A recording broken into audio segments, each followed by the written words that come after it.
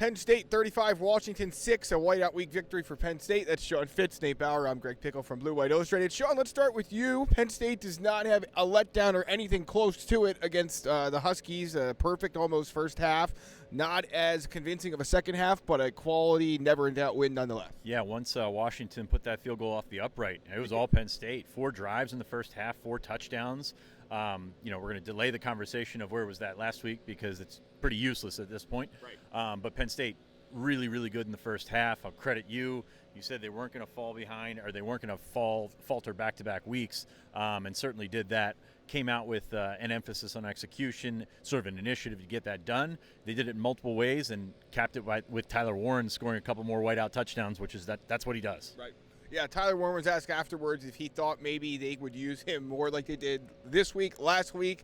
Wasn't getting into that. I'm sure everyone will at BlueWhiteIllustrated.com and the Lions Den message board. Nate, biggest probably news item to come out of this evening. Nick Singleton was not on the sideline for much of the second half. James Franklin, as expected, guys said he had no update on Singleton's status. It'll now be the thing most discussed this week heading into a trip to Purdue. Yeah. Yes, it will.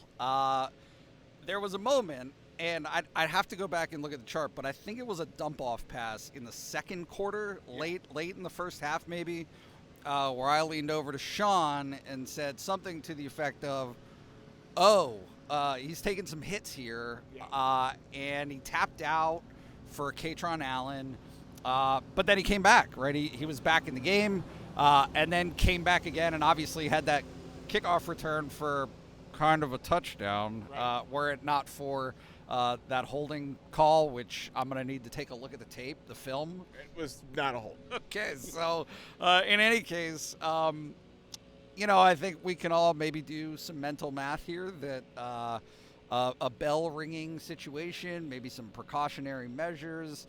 Why risk it in a game that Penn State is comfortably ahead?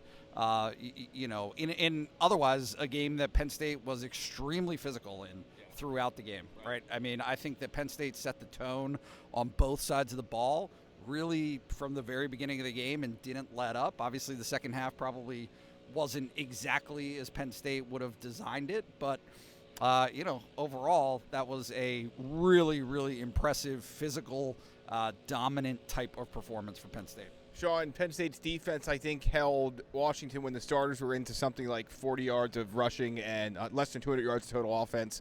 Abdul Carter was terrific. There were a couple plays, obviously, they want to clean up, but by and large, it was about as good an effort as you could get for the Penn State defense. Yeah, the cleanup, not so much in execution, more so in the penalty aspect of thing, pass interference, a couple defensive holding calls. Yeah. So that's stuff that you have to work on, obviously.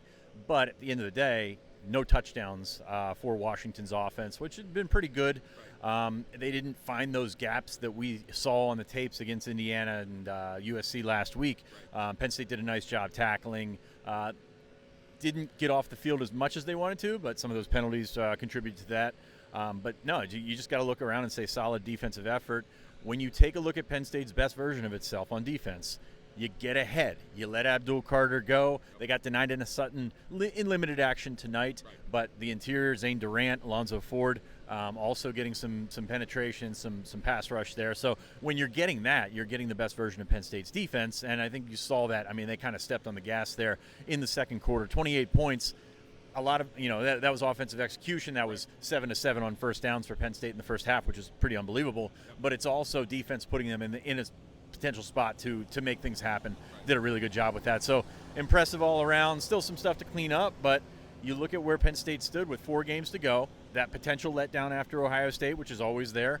They've avoided that. Now they've got games that they should win from here on out. Now, tough situations, tough scenarios, and things like that, but everything's ahead of them, and getting over this hurdle, big step for Penn State. Yeah, 3 opponents now. Penn State will be like a 30-point favorite at Purdue, at least a 10-point favorite at Minnesota, considering they just lost to Rutgers, and then a big favorite over Maryland as well. Nate, it's after midnight and it's cold, so I'm just going to go to final thoughts. You can take as many of you as you want, but final thoughts on this 35-6 whiteout win for Penn State. I would like to talk about Penn State fans booing James. I'm just kidding. Before the game. Tune in Tuesday to the BWI Live show here on the Blue White Illustrated YouTube channel for that conversation. Look, Penn State is likely to move up 2 spots in the college football playoff. There were 2 teams ahead of them, 3 and number 4. Lost on Saturday. Penn State had a dominant win.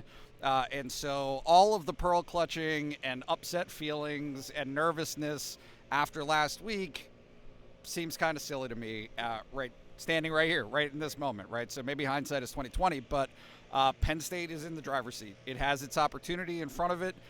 There are a lot of ways that this can go favorably for Penn State. There's a lot of ways this can go negatively for Penn State. I mean, I came into this game not really knowing what to expect, and I think that that's fair given the history of how Penn State has dealt with losses coming after its first loss of the season. So the fact that this team was able to come out, shed that skin, right, just let go, and come out and not only win comfortably, but do so in a way that, kind of announces and reminds itself of some of the better performances. Like, this was probably the best game that they've had this year against that type of opponent. So the springboard, the momentum, whatever you want to call it, I think that has been lacking at times this season. That now this is a program that can feel good about itself going into some opponents that they should very much be better than. John, final thoughts? Yeah, a couple guys that stood out. I thought Drew Allar played well once again, stepping up in the pocket, finding guys that maybe ran a little bit longer routes, maybe some drags. Maybe I tell you what, the catch by Trey Wallace on the sideline, James Franklin alluded to it after the game.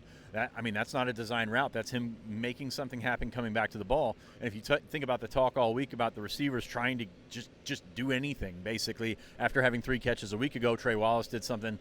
Julian Fleming caught a touchdown pass. Liam Clifford had a big catch. So they got some contributions from some guys that frankly needed to step up. Katron Allen as well. Nick Singleton went out of the game. Corey Smith came in and had a couple of really nice runs, the freshman there. And Penn State was able to get some young guys some playing time today, which I think is going to pay off in the long run. It's also going to keep your guys off the field, keep them healthier. You avoid a situation where you're playing without your stars there. So really positive performance overall. Wish they would have got the kickoff return. As you said, that call is what it is at this point, but Penn State could have really used that in the return game. I don't think we saw Riley Thompson tonight. That was that's obviously a good thing when you don't see your punter, but the special teams performance a bit of a step forward this week, and that's what you want to see. Use promo code JOIN50 to join Blue White Illustrated for 50% off an annual subscription billed monthly. That's Nate Bauer, Sean Fitz. I'm Greg Pickel. We'll be back next week from Purdue. And, of course, you can join us here on the Blue White Illustrated YouTube channel Tuesday, Wednesday, and Thursday for the live shows. We'll talk to you then.